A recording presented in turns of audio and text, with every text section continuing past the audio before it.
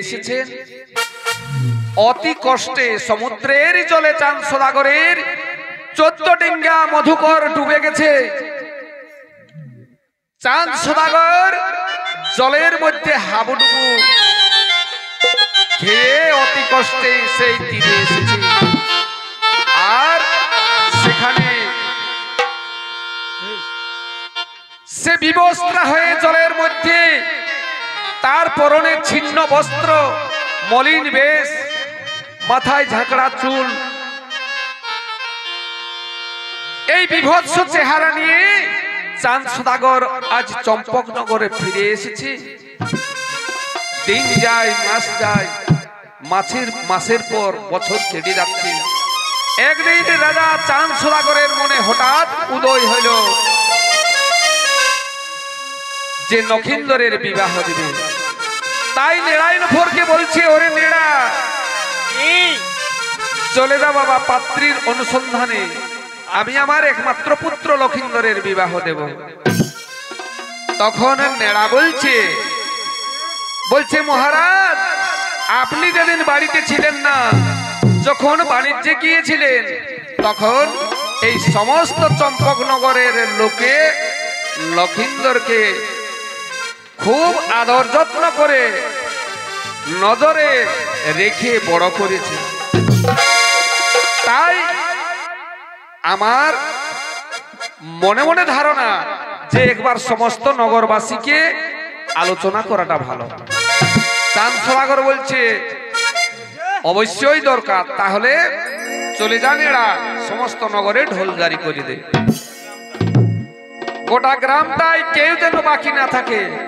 তাই আজকে নেড়াইনফর সেই ঢলিদারের বাড়ি ছুটে যাচ্ছে। ও নেড়া যাই রে,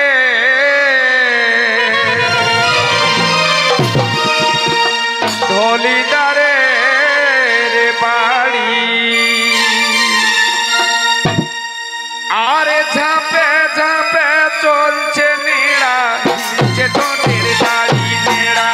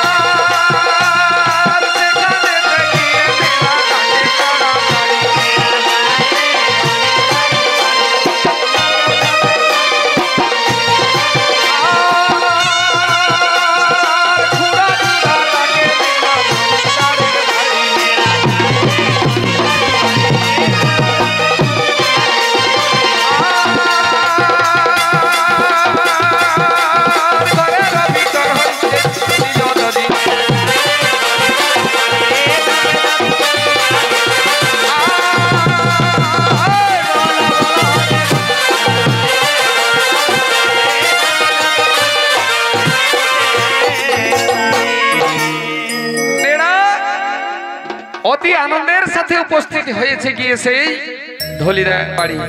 আর সেখানে গিয়ে নেড়াইনফর ঢলিদারকে ডাক দিচ্ছে, বলছে কালিন্দী খুড়া বাড়িতে আছো গো? ঘরের থেকে কালিন্দী সাড়া দিল, বলছে হরে বাছা ঘরেই আছে। তারপর সেই ঢলিদারের অর্থাৎ সেই কালিন্দী খুড়ার মনে মনে একটা আকাঙ্ক্ষা জাগলো যে আমি দেখি কে আমার বাড়িতে এসে ডাক দিচ্ছে। তাই যখন ঘরের থেকে বার হয়েছে তখন দেখে বলছে, ও এই যে নেড়া খড়া নদীর বাছা, আজ কি মনে করে বড় সকাল সকাল? তো বলছে ওরে বাছা, একটা আনন্দের খবর আছে, রাজা চাঁদ সদাগর ওনার একমাত্র পুত্র লখিন্দরের বিবাহ দেবে। তাই সমস্ত নগরটায় ঢোল জারি করে দিতে হবে।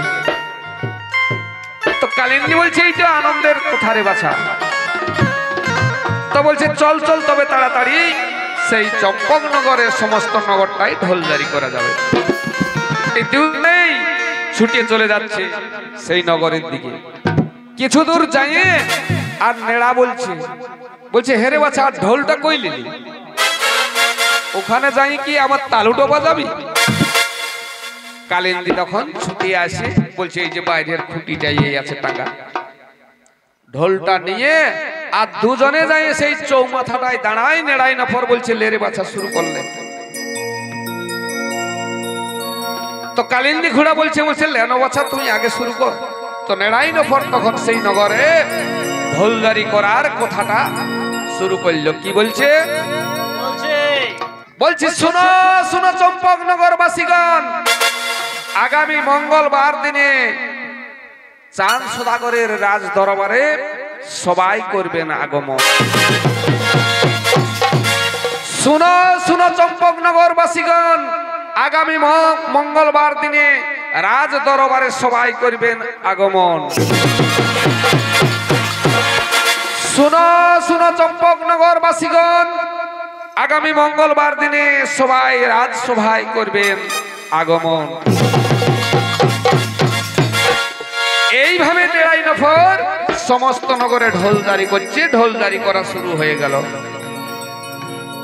তাই রাজা বলছে ওরে নেড়া যখন ঢোলজারি করবি তখন যেমন নগরে কেউ বাকি না থাকে। যদি কোনো পাড়া বাকি থাকে তাহলে ওরা বলবে যে আমরাকে রাজাই ডাকিল নাই, তাহলে অবশ্য তাদের মনে দুঃখ পাবে। তো তাই নেড়া কালিন্দীর সাথে এমন ভাবে ঢোলজারি করছে। কিরকম ঢোলজারি করছে? এগো ঘরে ঘরে দারে দারে আরো বলে নগরে, আর ডেকেছে চাঁদ রাজা শোভা বেটার বিয়ার করে ওরে।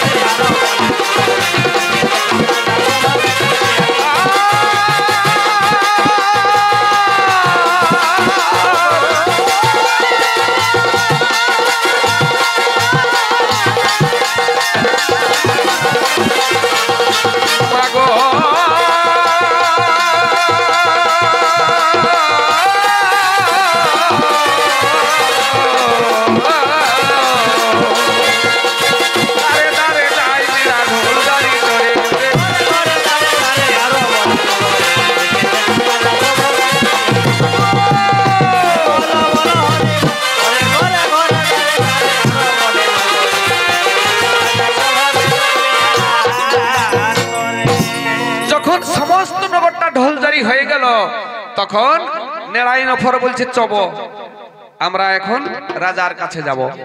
তাই রাজার কাছে যখন সেই কালিন্দী আর নেড়াই নফর গেল তখন বলছে সমস্ত নগরে ঢোলজারি করেছিস তো নেড়া?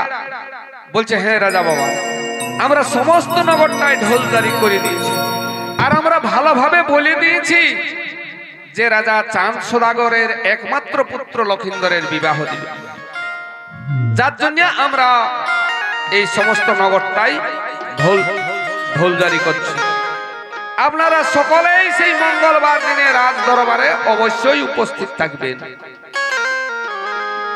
এই বলে তারা সেই ঢোলজারি করার বেতনটা নিয়ে আর দুজনেই কালিন্দী ঘোড়াকে বিদায় করল। তাই দিনের পর দিন চলে যাচ্ছে, সেই আগামী মঙ্গলবার দিন উপস্থিত। তো সেদিন সকাল থেকেই লোক রাজ দরবারে যাতায়াত করছে। অনেক অনেক ব্যক্তি কাজ বন্ধ দিয়েছে সেদিন, কেন রাজার বেটার বিহা দিবে, সেইটার জন্য মিটিং ডেকেছে। তাই সেদিন সবাই রাজ দরবারে উপস্থিত হচ্ছে। আর সেখানে সভায় সভাপতিত্ব করছে নেড়াই নফর। প্রধান অতিথি হিসাবে আছে চাঁদ সদাগর আর সুমাই পণ্ডিত।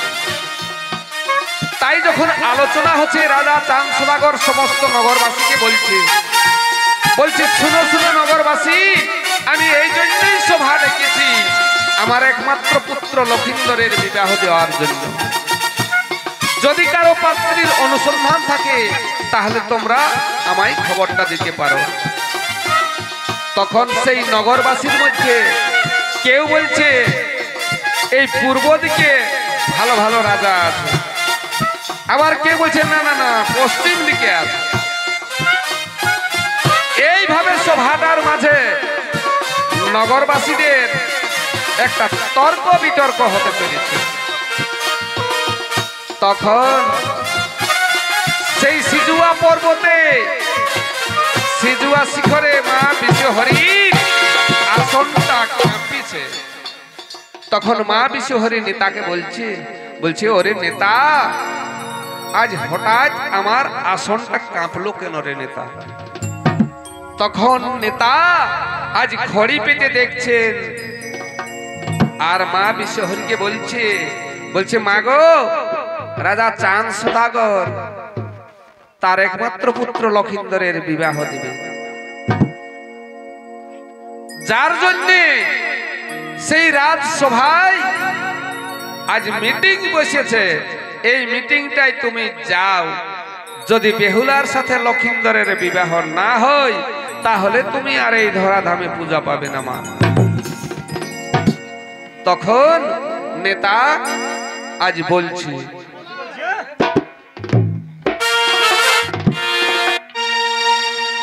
স্বভাব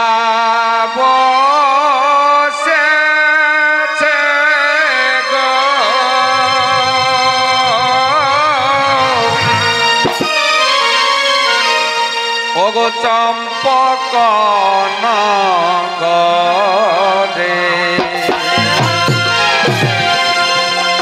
বসেছে চাঁদের সভা,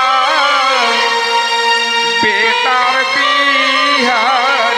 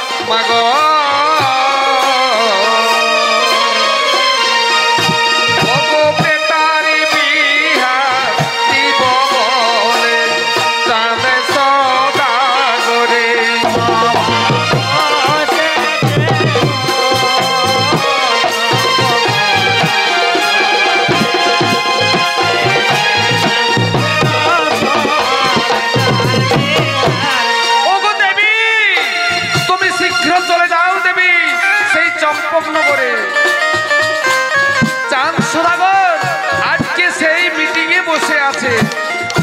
যদি তুমি সেখানে না যাও তাহলে এই ধরাধামে পূজা পাবে না। তাই তবু মা তুমি এখনই চলে যাও।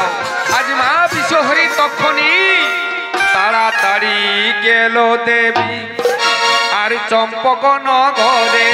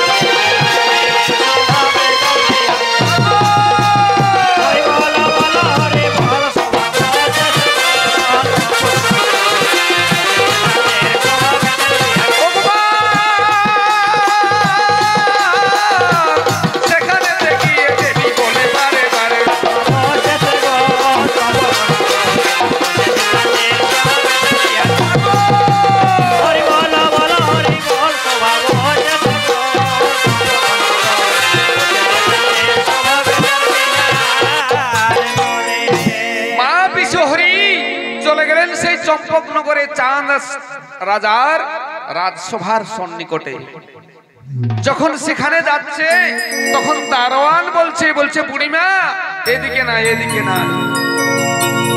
আর মা বিশ্বহরি কি করেছেন বৃদ্ধ ব্রাহ্মণের বেশ ধারণ করে আর চম্পকনগরে প্রবেশ করেছে। যখন রাজ দরবারের দিকে যাচ্ছে তখন দারোয়ান বলছে বুড়িমা এইদিকে না এইদিকে না। বলছে বাবা আমি চাঁদ সদাগরের সাথে সাক্ষাৎ করবো। বলছে না না না না আজ কি কারোর সাথে তোমার সাক্ষাৎ হবে না। বলছে না মা তুমি ভিতরে যেতে পারবে না। তখন বুড়ি বলছে বাবা আমাকে একটিবার নিয়ে চলো চাঁদ সদাগরের কাছে। তখন দারোয়ান বলছে দাঁড়াও বুড়িমা আমি একবার রাজার কাছে অনুমতিটা নিয়ে আসি। তাই দারোয়ান চলে গেল সেই চাঁদ সদাগরের কাছে। বলছে রাজা বাবা কোথা থেকে একটা বুড়িমা এসেছে আর তোমার সাথে দেখা করব বলছে। তখন রাজ আইন রাজার নিয়ম রাজা বলছে যাও তুমি তাড়াতাড়ি আমার কাছে নিয়ে এসো। দারোয়ান চলে গেল আর বুড়িমাকে নিয়ে সেই রাজ দরবারে বিচার স্থলে সভাস্থলে উপস্থিত হয়েছে। তখন বুড়িমা বলছে হ্যাঁ বাবা এখানে কি হচ্ছে। চাঁদ সদাগর বলছে বুড়িমা আমার একমাত্র পুত্র লক্ষিন্দর আমি সেই লক্ষিন্দরের বিবাহ দেব যার জন্য আমি সভা ডাকিছি আলোচনা করছি। পাত্রী দেখার জন্য সমস্ত নগরবাসীকে বলছি যে যেখানে পাত্রী আছে তার অনুসন্ধান আমাকে দাও। তখন বুড়ি বলছে বাবা আমার একটা কথা শুনবি। বলছে বলো বুড়িমা তোমার সেই কি কথা। তখন বলছে তাহলে শুন।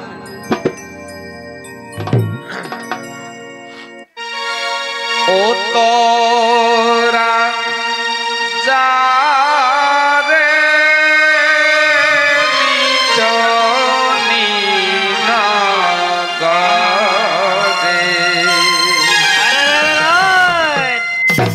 বেহুলা নামে কন্যা আছে সাইবে নার ঘরে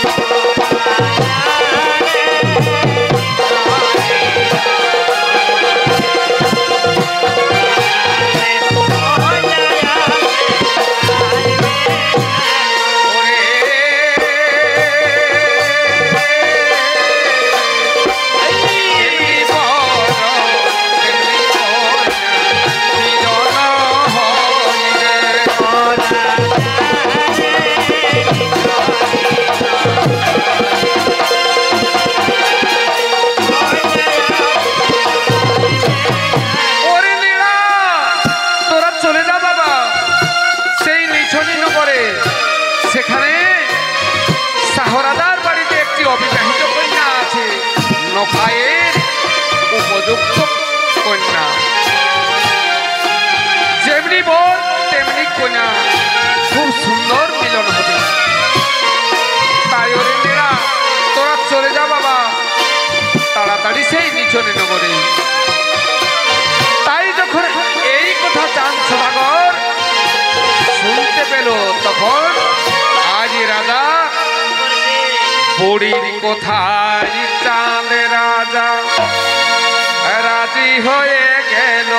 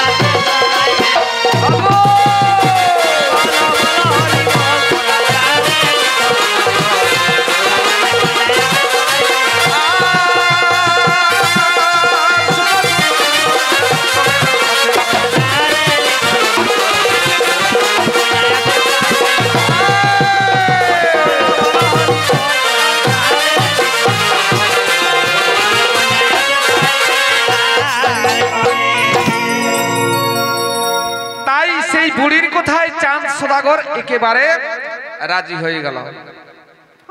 আর সেই পাত্রীর অনুসন্ধান দিয়ে বুড়িমা বলছে আমি এখন আসি বাবা, তোরা তাড়াতাড়ি চলে যা সেই উজানি নগর। যখন বুড়িমা সেখান থেকে বিদায় হয়ে চলে গেল তখন চাঁদ সদাগর বলছে ওরে নেড়া আমি আর অপেক্ষা করতে পারি না, আমি আর দেরি করব না, তাড়াতাড়ি পাত্রীর অনুসন্ধানে যাওয়া অতি আবশ্যক। তাই নগরবাসী সকলকে জিজ্ঞাসা করছে, বলছে আচ্ছা বলো দেখি নগরবাসী তোমরা এই নগরের থেকে কে কে যাবে পাত্রীর অনুসন্ধানে? চারিদিকে যখন সবাইকে জিজ্ঞাসা করছে সেই চম্পকনগরের থেকে মোটামুটি জন 40 মতন হলো। আর নেড়া বলছে আমাকে তো যেতেই হবে, কারণ আমি না গেলে লক্ষিন্দরের বিহাটাই হবে না, আর লক্ষিন্দরের জীবন সঙ্গিনী ওয়াকে তো যেতেই হবে। তো চাঁদ সদাগর বলছে ওরে নেড়া আমি আর বেশি বিলম্ব করব না, আমি তাড়াতাড়ি সেই লক্ষিন্দরের বিহাটা করতে রাজি আছি। তখন নেড়া বলছে আমাদের কিন্তু অত 2-3 বার ধরে দেখতে যাওয়া যাবে না, তাইলে আমরা সঙ্গে নিয়ে যাব সুমাই পণ্ডিতকে। আচ্ছা, কারণ সেখানে একটু পাঁজিপুথি দেখার ব্যাপার আছে। আর রাজা চাঁদ সদাগরকে বলছে আপনিও চলুন। আর রাজি হয়ে গেল সবাই। আলোচনাটা হচ্ছে, বলছে বাবু কেউ কাকু তো আর ডাকতে যেতে আর পারা যাবে না, তো আমরা এখনই সেই কথাটা আলোচনা করে রাখছি। অতি ভোর মানে ভোর 4টার সময় আমরা গ্রামের থেকে বেরিয়ে যাব। কেন না শুভ কাজে কারো মুখ দেখিব না, প্রথাটা ছিল তবে এখন নাই। শুভ কাজ আমরা ভোর 4টার সময় বেরিয়ে যাব গ্রামের থেকে। সবাইকে বলছি কেউ ঘুমাই ভুলে যাইও না। তারপরে সভাটা ভঙ্গ হলো, যে যাহার ঘরে চলে গেল। যখন ভোর হয়েছে তখন সবাই 4টার দিকেই ঘর থেকে বেরিয়েছে। তো সবাই চলে যাচ্ছে পাত্রীর অনুসন্ধানে। যাওয়ার সময় কিন্তু সুমাই পণ্ডিত ঠাকুর মশাই নেড়াকে বলেছে, বলছে নেড়া ভোর 4টায় যাচ্ছি, বাবু সকালের নাস্তা পানি নিয়ে যেতে। নেড়া বলছে কোনো চিন্তা করতে হবে না, আমরা নাস্তা পানি সব বাঁধিয়ে নিয়ে যাবো ঘরের লোক। রাজা ঘরিয়া ব্যাপার। যখন যাচ্ছে, যাতে যাতে যাতে যাতে অনেক দূর চলে গেছে, সেখানে একটা দেখছে সুন্দর পুকুর আছে। মানে সেই পুকুরটার মানে বাঁধের, সেই বাঁধের জলটা খুব স্বচ্ছ পরিষ্কার, স্ফটিকের মতন স্বচ্ছ। চারিদিকে তার পাড়ে ফুলের বাগান ভ্রমর ভ্রমরই গুঞ্জন করছে। সেই পুকুরটার নাম ছিল তীর্থ মুক্তেশ্বর। যখন সেখানে উপস্থিত হয়েছে, তখন ঠাকুর মশাই নেড়াকে বলছে, বলছে নেড়া এইখানে এই পুকুরটার জলটা খুবই সুন্দর, এখানে আমরা মুখ ধুবো, আর সকালের এই নাস্তা পানিটা অনেক দূর চলে চলে আলি বাবু, ক্ষুধা তৃষ্ণা সবই লাগছে, তাই তারা সেইখানে মুখ ধোয়ার জন্য সবাই যাচ্ছে। তখন সেই নগর থেকে একটা পালকি আসিয়া সেই পুকুর পাড়ে দাঁড়াইল,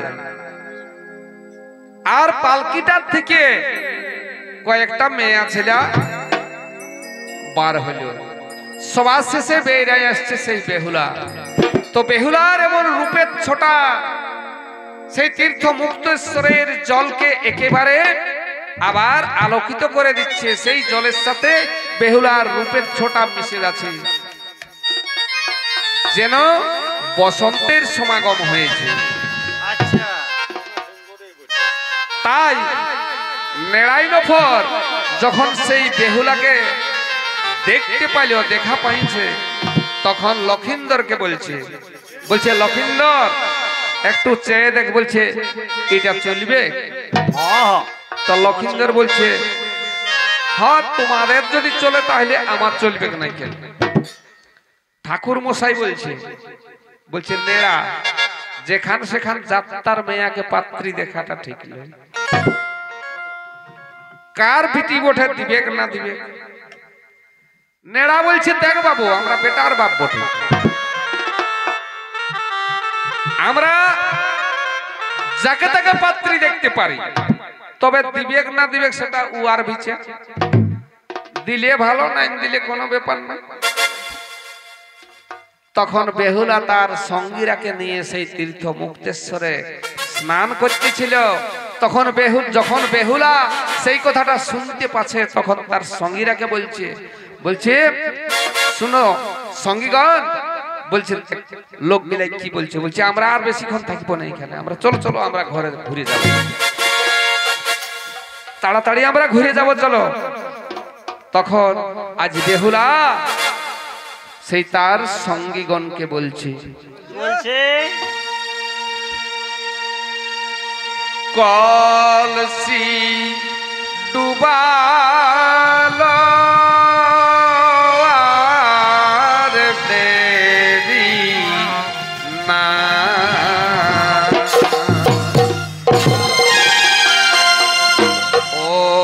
ওই দেখ পুকুরের আড়ে কে আছে দাঁড়ায়,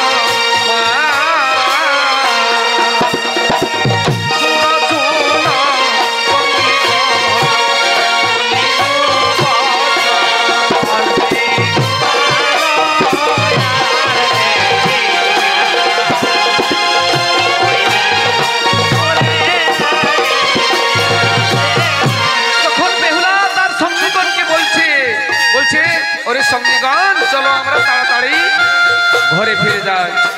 তখন তারা সকলে সে স্নান করে আর যখন কলসির জল নিয়ে আর বেহুলা যখন ঝটঝটায় উপর দিকে উঠছে জলের থেকে, তখন আজ সেই ঘাটে বসেছিল দেবী বিশ্বহরি।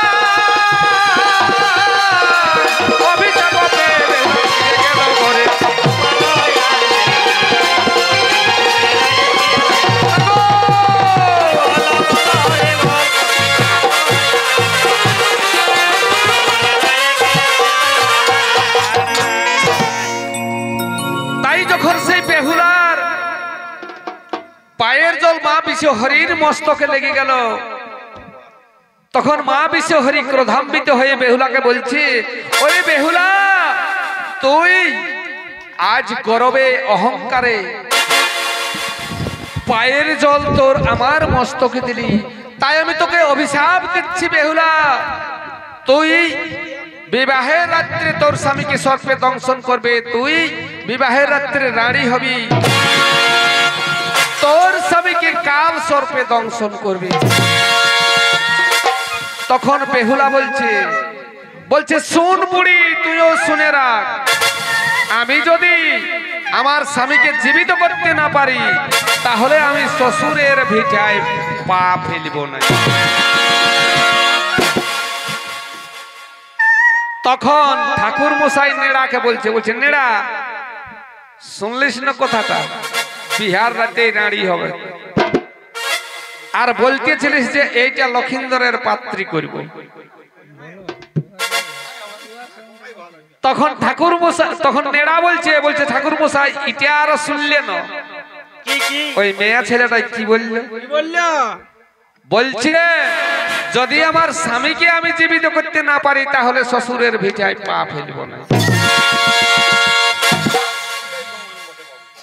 তবে আমি জানি যে এইরকম পাত্রী না হলে লক্ষিন্দরের পাত্রী হবে না, কেন লক্ষিন্দরের বিধিলিপি আছে বিহার রাতে সর্পদংশ, তো এইরকম যদি পাত্রী করা হয় তাহলে অবশ্য লক্ষিন্দরকে হয়তো ফিরে বিয়ে করতে পারে। তো বলছে বাবু কথাটা তো ঠিক, তো কি করে জানবি কার ঘরের বটে? নেড়া বলছে কোনো ব্যাপার না, ওটা আমি করে নিব, তোরা কেউ কোনো বলিস না। চল দেখা যাক। দেখি যখন সেই পালকিটা যাচ্ছে তখন পিছনে পিছনে এরা যাবার চেষ্টা করছে। তো নেড়া কি করলো, ওই সেই বাঁধের ঘাটের কোন ঠেনেলাটুকু চিটা মাটি আনিয়ে গুলিয়ে নিয়ে আর লম্বা সবাইকে তিলক দিয়ে দিল, নাক ডগের লাহ কপাল পর্যন্ত দিয়ে। আর নেড়া সবার থেকে আগে আগে যাচ্ছে আর মুখে বলে বলে যাচ্ছে। কি বলছে? বলছে সীতারাম সীতারাম সীতারাম সীতারাম সীতারাম। এইভাবে সবাই যাচ্ছে, যেদিকেই পালকিটা যাচ্ছে সেই দিকেই এরাও যাচ্ছে। তো যখন নগরের ভিতরে চলে গেল পালকিটা, তখন একটা রাজ দরবারের দিকে পালকিটা মানে চলে গেল। নেড়াই লোফর তখন সেই দিকেই যাচ্ছে। এরা তো বলে বলে যাচ্ছে, বলছে সীতারাম সীতারাম সীতারাম সীতারাম। দ্বারে দারোয়ান ছিল, রাজ দরবারের দ্বারে তো দারোয়ান থাকে, দারোয়ান ছিল। দারোয়ান বলছে এই সীতারাম, এদিকে না এদিকে না, এই ধারে রাজ দরবার বটে রে বাছা, এই ধারে ওই রকম সীতারাম ফিতারাম করে ঢুকলে হবে না। নেড়া বলছে বাবু আমরা তীর্থযাত্রী বটি, আমরা আজ 6 মাস অন্ন সেবা করি নাই, ফলমূল খাইয়ে আছি। তা আমরা মনে করেছি আজ সর্বপ্রথম এই রাজার বাড়িতে অন্ন সেবা করি। তো দারোয়ান বলছে দাঁড়া দাঁড়া দাঁড়া দাঁড়া দাঁড়া, তোরা একটুকু দাঁড়া, আমি রাজার কাছে আদেশটা নিয়ে আস। আমিও তো একটা বেতনভোগী কর্মচারী লোক, তো রাজার কাছে আমি অনুমতিটা নিয়ে আসছি, তারপরে তোরা ভিতরে যাবি। তো নেড়া চলে গেল, সে দারোয়ান চলে গেল রাজার কাছে। যাই রাজাকে বলছি, রাজা বাবা কোথা থেকে 5-6 জন তীর্থযাত্রী এসেছে, আর ওরা আপনার সাথে দেখা করব বলছে, আর বলছি আমরা 6 মাস অন্ন সেবা করি নাই, আজ আমরা এই রাজার বাড়িতে সর্বপ্রথম অন্ন সেবা করি। রাজা বলছে অতিথি নারায়ণ, যাও তাড়াতাড়ি ভিতরে নিয়ে আস। দারোয়ান আসে সেই অতিথিদেরকে ভিতরে নিয়ে গেল। তো সে যাক, একটু চা বিরতি হচ্ছে।